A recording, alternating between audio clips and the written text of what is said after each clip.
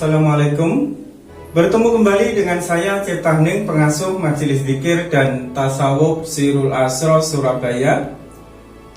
Kali ini kita bertemu, semoga keadaan sahabat meditasi kuantum selalu di dalam kesehatan yang prima, selalu di dalam ketenangan, kedamaian hati, serta keberlimpahan rezeki, dan selalu di dalam kondisi mampu menerima segala sesuatu dengan kadar yang sama, sehingga keadaan rasa perasaan hati kita tidak tergores, tidak berkurang ketenangannya, ataupun mempengaruhi segala keadaan dan kondisi ketenangan batin kita. Sahabatku meditasi kuantum dimanapun berada, banyak sekali yang bertanya kepada saya tentang apakah seseorang yang belajar tentang ilmu ma'rifat itu boleh kaya, atau harus kaya, atau bisa kaya. Jawabannya adalah bisa dan harus kaya, harus sukses secara materi, baik itu kaya di dalam spiritual, kaya di dalam kecerdasan, kaya di dalam ilmu, kaya di dalam materi termasuk kebendaan dan uang dan lain sebagainya. Itu adalah menjadi suatu kewajiban, dan itu dengan mudah apabila seseorang itu belajar tentang ilmu ma'rifat. Apabila kekayaan hati dan kekayaan spiritual itu mudah ditempuh, apalagi kekayaan yang hanya bersifat materi dan kebendaan. Namun di antara pejalan spiritual, mereka ada yang memilih hanya kekayaan spiritual, kekayaan hati saja. Ada yang mengambil keduanya, baik itu kekayaan spiritual maupun kekayaan secara materi. Dan ada lagi yang mengambil kekayaan materi, tetapi dia tidak mengambil kekayaan spiritual sedikitpun. Namun, untuk lebih idealnya, sebaiknya diri kita harus mengambil kekayaan spiritual maupun kekayaan secara finansial. Karena anak istri kita, keluarga kita membutuhkan hal-hal yang bersifat materi, baik itu untuk pakaiannya, untuk rumahnya, untuk kehidupan sehari-harinya, apalagi untuk masa depan anak kita, harus mondok, harus sekolah, dan lain sebagainya. Nah, sahabatku meditasi kuantum dimanapun berada, di luar sana orang banyak sekali beranggapan bahwa orang-orang yang belajar ma'rifat adalah orang-orang yang meninggalkan kekayaan secara materi. Kekayaan secara materi sehingga hidupnya sederhana, hidupnya berantakan secara materi, miskin, gelandangan, pengangguran, dan lain sebagainya. Anggapan seperti itu adalah merupakan kesalahan belaka, salah di dalam memahami spiritual itu sendiri. Apabila kita mampu merenungi diri kita yang lebih dalam, sesungguhnya di dalam diri kita ada kesempurnaan. Ditiupkan kesempurnaan, ditiupkan sifat-sifat Allah di dalam diri kita,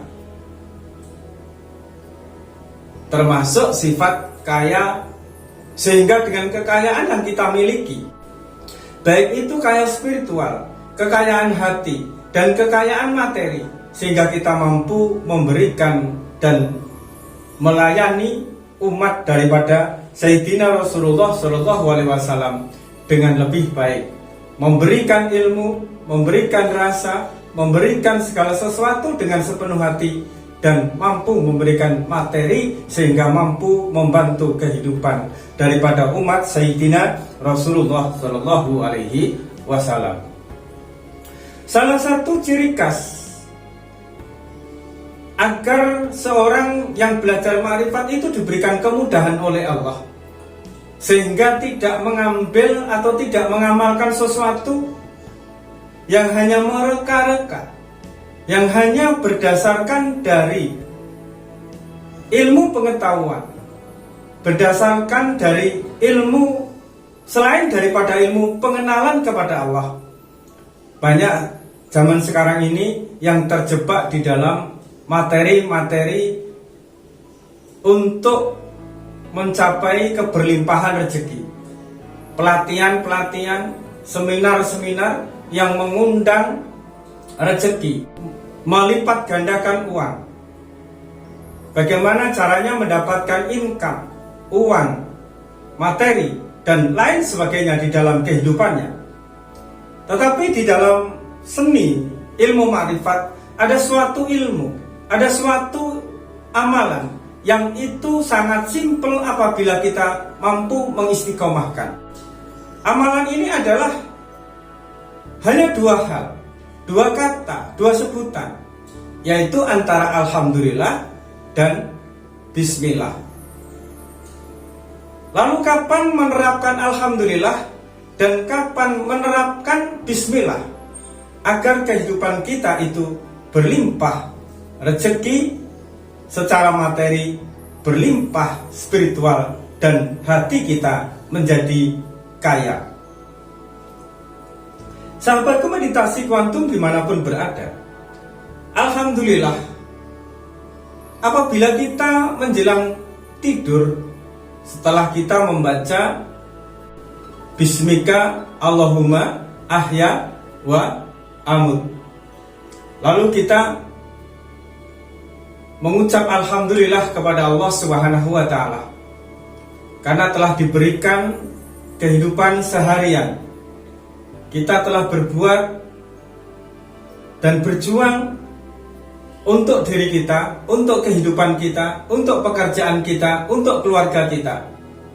Yang baik kita bersyukur kepada Allah, yang buruk kita mohonkan ampun kepada Allah, sehingga kehidupan di hari esok akan lebih baik dan lebih diberikan keberlimpahan oleh Allah Subhanahu wa ta'ala. Fungsi alhamdulillah ini adalah untuk mengintrospeksi, untuk menimbang-nimbang diri, mana-mana yang telah kita lakukan yang membawa kebaikan bagi diri kita, bagi orang lain, dan mana-mana yang telah kita perbuat dan membawa kerugian bagi diri kita maupun bagi orang lain. Apabila kita melakukan kesalahan dalam keseharian itu, maka mohonkan ampun kepada Allah. Dan apabila kita telah melakukan kebaikan, maka kita bersyukur kepada Allah. Intinya adalah sebelum tidur kita mengucap alhamdulillah karena telah diberikan kesempatan dan waktu seharian untuk berpikir, untuk bekerja, untuk beribadah, dan kita memohon ampun kepada Allah dari segala dosa, dan kita bersyukur kepada Allah dari segala sesuatu yang kita perbuat, dan itu nilainya kebaikan untuk kita dan kebaikan kepada orang lain. Alhamdulillah berfungsi untuk menimbang-nimbang amal kita, ibadah kita, perbuatan kita.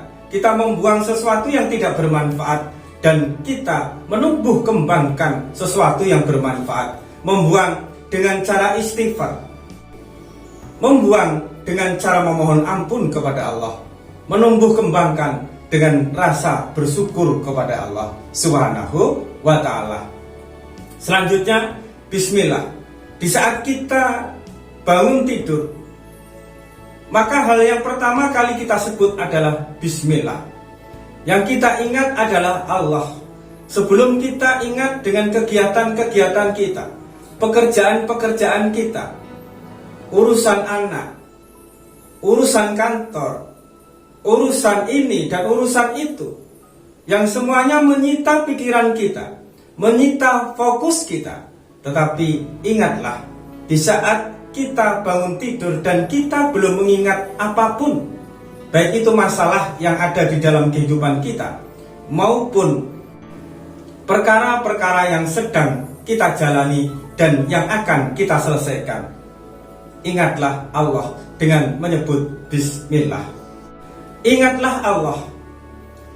Di saat kita mulai bangun, membuka mata kita, ingatlah Allah dengan Bismillahirrahmanirrahim.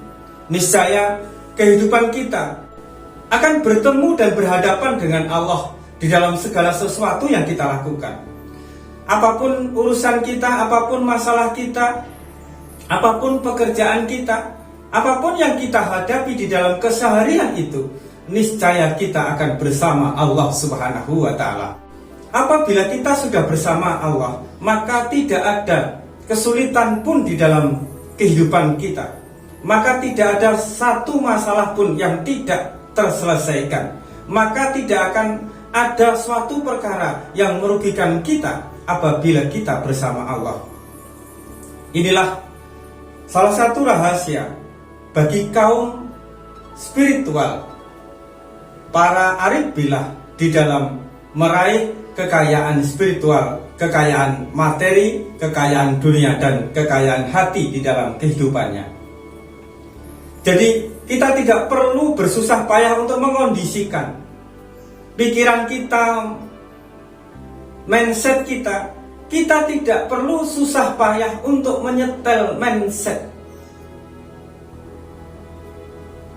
menggunakan sugesti-sugesti untuk mendatangkan rezeki yang berlimpah kepada diri kita. Tetapi cukuplah dengan alhamdulillah di saat kita menjelang tidur dan bismillah di saat kita bangun tidur. Disitulah sumber daripada kekayaan hati, disitulah sumber daripada kekayaan spiritual, dan disitulah sumber daripada kekayaan materi, baik itu uang, benda, dan lain sebagainya. Marilah kita menempuh kesempurnaan diri kita. Marilah kita meraih kekayaan Allah yang ada di dalam hasanah kolbu kita, sehingga kekayaan itu lahir dan berwujud di dalam bentuk materi, uang, kebendaan yang membuat diri kita lebih tenang, lebih bisa bermanfaat bagi orang lain di dalam mengamalkan fitrah kita sebagai insan kamil mukamil. Cukup sekian, semoga manfaat. Ingat, kalau kita sudah berkecukupan, jangan sampai ada kemelekatan di dalam diri kita. Raihlah kekayaan dunia, tapi imbangi dengan kekayaan spiritual, sehingga kekayaan dunia itu tidak akan melekat, tidak akan menggeser cinta kita kepada Allah, cinta kita kepada Rasulullah, dan cinta kita kepada kedua orang tua kita. Cukup sekian, semoga manfaat. Ingat, tetap waras dan tetap fokus. Wassalamualaikum warahmatullahi wabarakatuh.